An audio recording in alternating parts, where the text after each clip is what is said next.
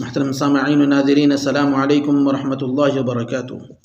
فقیہ الامت حضرت مولانا خالد سیف اللہ رحمانی دامت برکاتہم لکھتے ہیں کہ سب سے اہم مسئلہ تعلیم کا ہے۔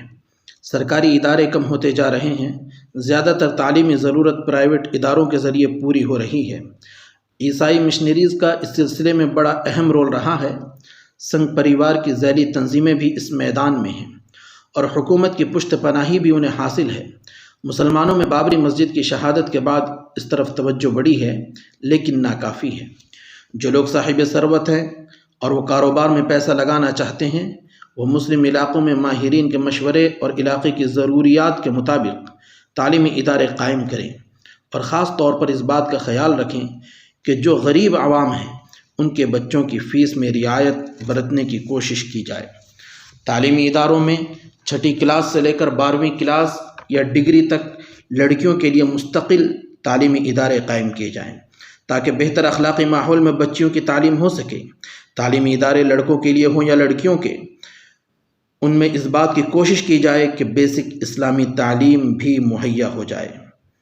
ہو سکتا ہے کہ ہر جگہ لڑکیوں کے لیے مستقل اور الگ تعلیم کا نظم قائم کرنا مشکل ہو، تو ایسا کیا جائے کہ 2 شفٹ میں تعلیم ہو، ایک شفٹ لڑکوں کے لیے اور ایک شفٹ لڑکیوں کے لیے۔ اگر عمارت میں کئی منزلیں ہوں تو لڑکوں اور لڑکیوں کے لیے الگ الگ منزلیں مخصوص کی جائیں اور راستے بھی الگ رکھے جائیں۔ اگر یہ بھی ممکن نہ ہو تو آخری درجہ یہ ہے کہ کلاس روم میں لڑکوں اور لڑکیوں کے درمیان پلائی ووڈ کی 6-7 فٹ اونچی عارضی دیوار کھڑی کی جائے۔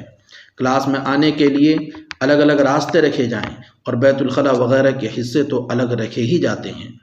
اس طرح ہم بچیوں کے لیے تعلیم کا محفوظ نظام قائم رکھ سکتے ہیں اور لڑکیاں حجاب اور شریعت سے ہم آہنگ ڈریس کوڈ میں تعلیم حاصل کر سکتی ہیں۔ ہمارا مقصد تو اصل میں ملت کے بچوں اور بچیوں کی تعلیم ہو، لیکن برادران وطن بھی اپنے بچوں کو ہمارے اداروں میں داخل کرنا چاہیں تو ہم کو چاہیے کہ ان کا استقبال کریں۔ اسلامی تعلیم کے لیے روزانہ 45 منٹ یا ہفتے میں مکمل 1 دن 6 گھنٹے کا وقت کم نہیں ہے۔ اگر ہم ایک بہتر نصاب کے ذریعے بچوں کی تعلیم کا انتظام کریں تو ہم اس میں قرآن مجید ناظرہ، 2 پارے حفظ، روزمرہ کی زندگی سے متعلق 40 حدیثیں، ضروری دعائیں تو پڑھا ہی سکتے ہیں۔ ان کے علاوہ سیرت، صحابہ اکرام کی زندگی، اسلامی تاریخ، ہندوستان کے مسلم دور کی تاریخ اور اسلام کے بارے میں پیدا کی جانے والی غلط فہمیوں کے جوابات وغیرہ بھی تعلیم میں شامل رکھ سکتے ہیں۔ اور اس طرح جو بچے اسکولوں سے پڑھ کر نکلیں گے وہ انشاءاللہ فکر و عمل دونوں جہتوں سے اچھے مسلمان اور قوم و وطن کے لیے مفید انسان ثابت ہوں گے۔ اللہ کا شکر ہے کہ علماء کی کوششوں سے ملک کے چپے چپے میں دینی مدارس قائم ہیں۔ ان کے پاس عمارتیں بھی ہیں، طلبہ و طالبات کی ضروریات کے لیے ضروری وسائل بھی مہیا ہیں، اور ابتدا سے لے کر انتہا تک اسلامی علوم کی اعلیٰ تعلیم دی جاتی ہے۔ انہی کے ذریعے امت کی تمام دینی ضرورتیں پوری ہوتی ہیں، لیکن ادھر محسوس کیا جا رہا ہے کہ علماء عوام کے درمیان ایک فاصلہ پیدا ہوتا جا رہا ہے۔ اس کے اور بھی اسباب ہو سکتے ہیں، لیکن بنیادی سبب زبان کا فرق ہے۔ اب اردو میڈیم اسکول تو قریب الختم ہیں ہی، ہندی میڈیم اسکول بھی غیر مقبول ہیں۔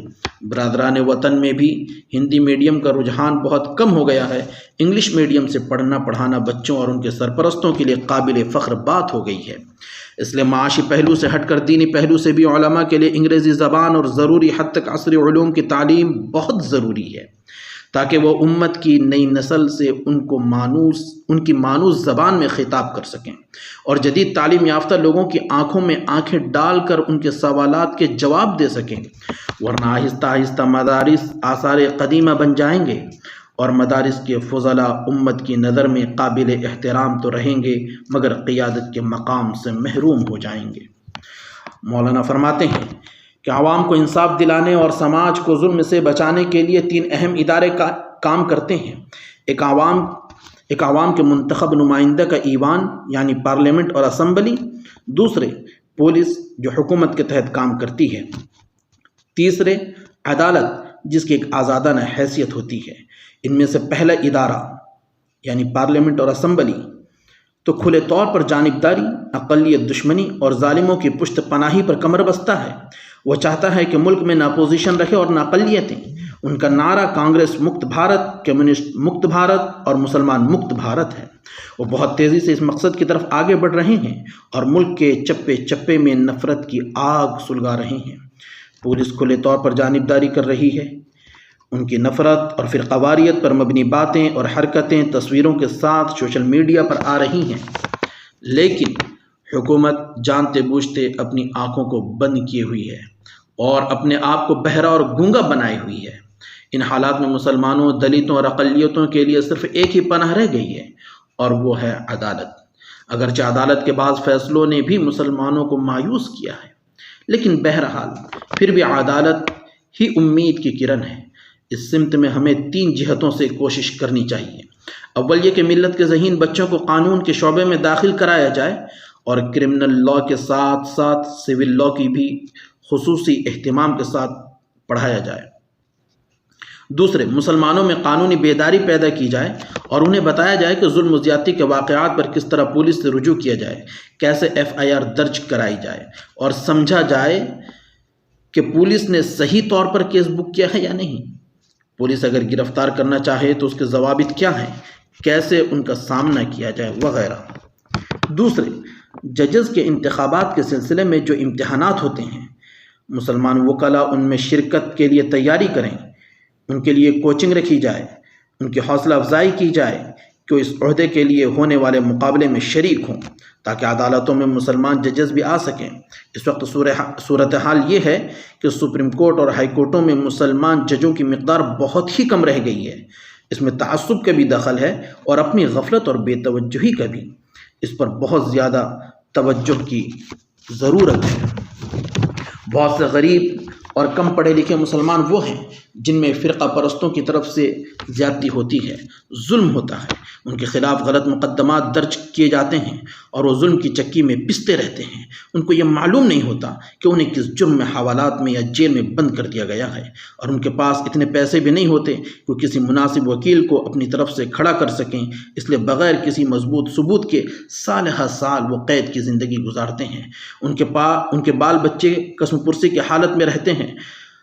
اس کا حل یہ ہے کہ ملک کے بڑے شہروں میں ملی تنظیمیں مشترکہ طور پر لیگل سیل قائم کریں اور ایسے مظلوم مسلمانوں کو قانونی مدد اور قانونی مشورہ فراہم کریں۔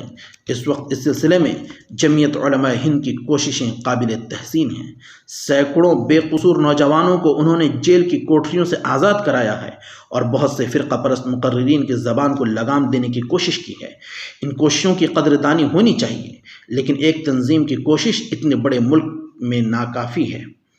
اگر تمام تنظیمیں اس میں اپنا حصہ ادا کریں تبھی مسئلہ حل ہو سکے گا، اور یہ بھی ضروری ہے کہ مدد صرف اپنی تنظیم کے لوگوں تک محدود نہ ہو، بلکہ تنظیمی اور مسلکی وابستگی سے اوپر اٹھ کر پوری ملت اسلامیہ کے لیے ہو۔